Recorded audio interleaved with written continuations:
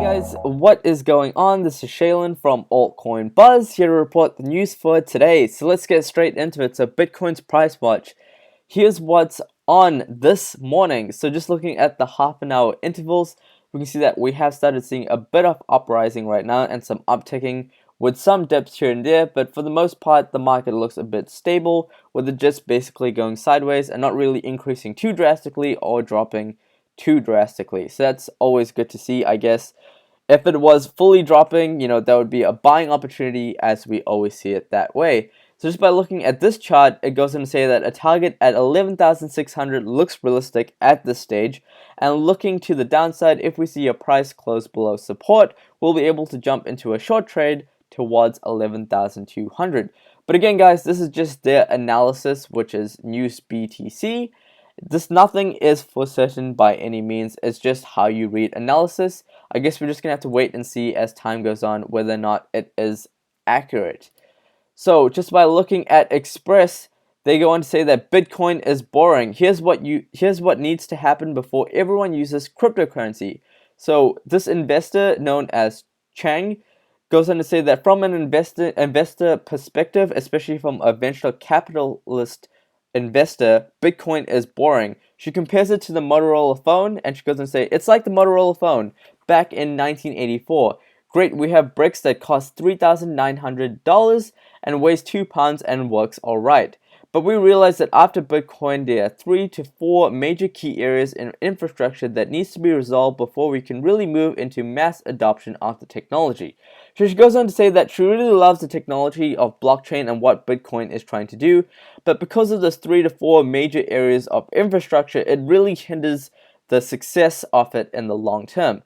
So the biggest problem that Bitcoin is currently having right now, or cryptocurrency in general, is scalability. So if we have to compare it to a real life working example, it can be Visa. So in 1 second, Visa does approximately 2,000 transactions. PayPal does around 500 transactions.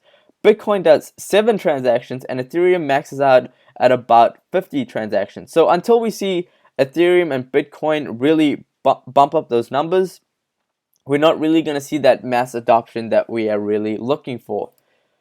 So according to Bitcoin.com, growing number of South Korean crypto exchanges participate in self-regulation. So the number of cryptocurrency exchanges participating in self-regulation has nearly doubled in South Korea. So we have seen South Korea talk about introducing a trading ban, and the market completely freaked out. A lot of people were scared out of their minds and panic selling and so forth. But now it just looks like they're just adding some regulations. So the crypto self-regulation efforts are led by the Korean Blockchain Association, which has recently launched with 66 members. The association also plans to develop standard price indices for the main cryptocurrencies. So again, guys, regulations are not bad. They're just trying to make it a safer and more effective place that residents of their country can get more involved with cryptocurrency, of course, while being safe. So we have mentioned this yesterday on the news about how that Bitcoin robbery took place, and here's an update by The Sun.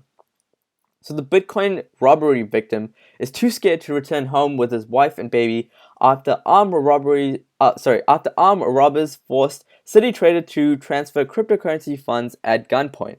So if you guys did not see the news yesterday, essentially what happened was there was a bunch of people that came to this guy's house with the guns, asking him to trade his Bitcoin and send it to their wallet. And basically they held him at gunpoint and threatened his family. So he's really scared right now, whether or not these guys are going to come back. I'm really curious to see what the police are going to do, whether or not they're actually going to track these people, and if they actually can track these people, because as you know, this is not really regulated, and on top of that, it's really hard for you to actually find who that person who owns that wallet is and basically reverse the payment. So I'm really interested to see what is going to happen here, but I really hope that we do not see more gunpoints or any type of robberies of this case, or just any type of fraud or any negative implications like this going forward, because this is really going to hinder cryptocurrency in the long term, and not only that, it's just extremely bad for anyone to be in a situation like this. So Tether has troubled cryptocurrency hit by 31 million hack has split with its auditors, so according to Business Insider Australia. So Tether was hit by a $31 million hack in November and has built a cryptocurrency pledged to the dollar. So critics are suspicious of whether it has dollar reserves, it claims, but Tether calls speculation, calling it uniformed and baseless.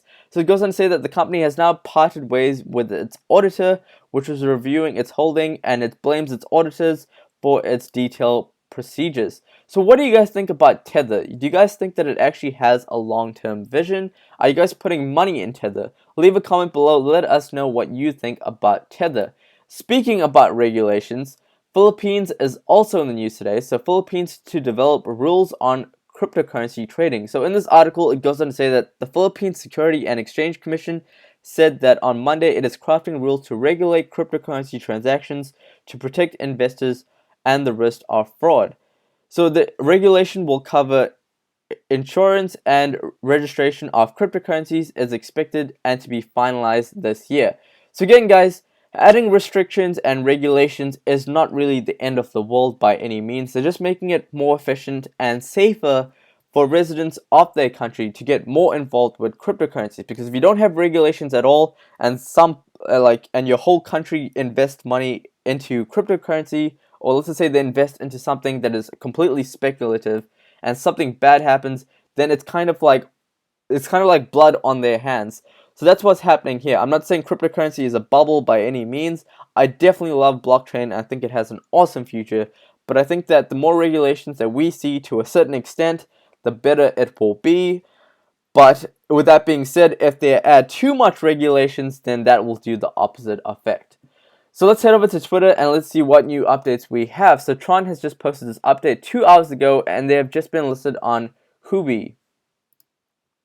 So we have spoken about Nebulas. Charlie just made a video about this not too long ago, and they've just posted this around 5 hours ago. So check out the article written by their founder, so Hitters XU, I think I'm saying that right, on the blockchain industry for the year of 2018. So if you guys are checking out Nebulas, essentially what it is a decentralized search engine, kind of like Google, but decentralized. So if you guys are interested, definitely have a look at this article.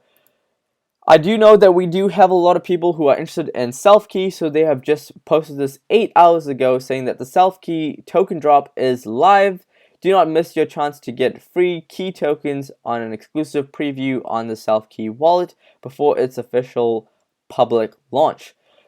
So that is it from the news today, guys. If you guys are new here, be sure to follow us on Twitter at altcoinbuzz.io. We're also on Instagram at altcoinbuzz. We also recently just created a Facebook group called Altcoin Buzz Army. And as you can see, a lot of people are dropping in their questions, creating polls, and so forth. And our community is growing really big. When you guys join our Facebook group, just make sure you're joining the official group. It's the one which is linked to our official page right here. We're also on Steemit at Altcoin Buzz, and we also have a Telegram, a Discord, and a podcast now. So we're constantly working on improving ourselves and creating new information for you guys, making it more accessible as possible. So that is it from us today, guys. If you guys are new here, be sure to hit the subscribe button below. Make sure you turn on post notifications on YouTube and all of our social medias to be up to date when we launch a video. And if you guys want to follow us on any of our social medias or connect with us, I'll leave a link to everything below. That way you can connect with us, and we will see you guys inside. And I will catch you guys on the next video.